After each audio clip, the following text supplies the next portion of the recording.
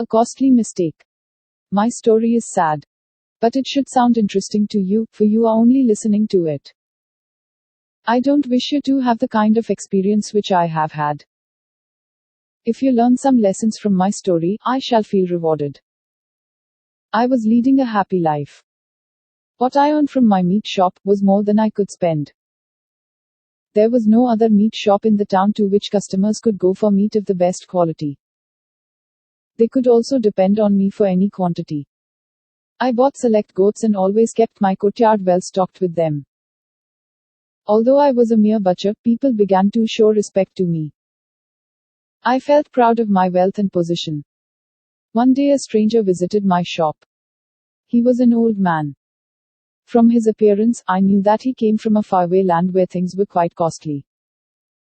"Friend, will you sell me some meat?" he asked me and mentioned the quantity he needed. "You have to pay a silver coin for it," I replied. "Friend, are you not asking too high a price?" he protested. "In my land, one can buy a live healthy goat for a silver coin." "Get out if you don't want to buy," I said in my pride. There was a smile on the stranger's face. He tossed a silver coin at me and took the meat and went away. I was very happy at receiving a silver coin that looked like coming fresh from the mint.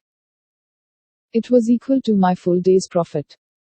I praised myself for my cleverness. The stranger visited my shop the next day. Without a single word, he handed over a silver coin to me. "The price for the quantity is double today," I said mischievously. Without arguing with me, he handed over another coin to me and left with the meat. I felt quite flattered with myself. I decided to play the same trick on him if he came the next day. But at night my happiness changed into disappointment and anger. It was because the 3 coins had changed into 3 worthless pieces of wood. The next day, as soon as I saw the old man coming, I caught him firmly by the neck and dragged him onto my veranda and demanded of him, "How dare you deceive me? Is it not you who deceived me?" he asked sneeringly. My anger shot up. I manhandled him.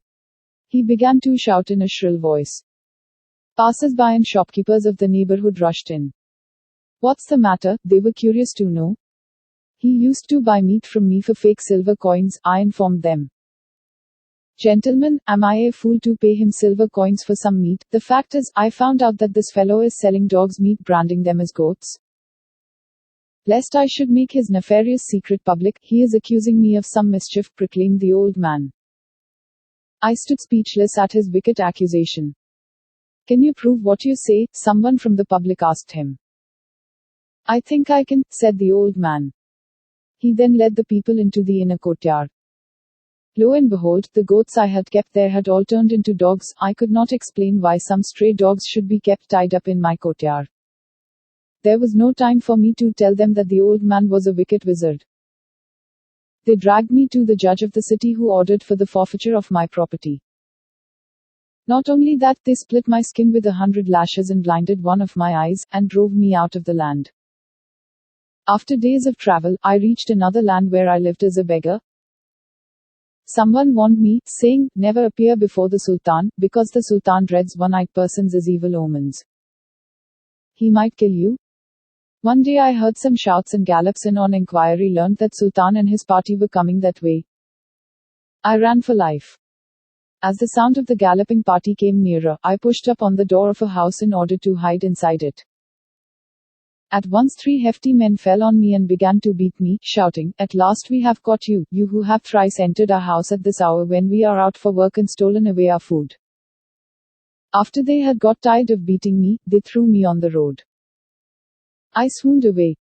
Later I managed to escape from that land too. Meanwhile, my brother learned of my plight and found me out after a long search.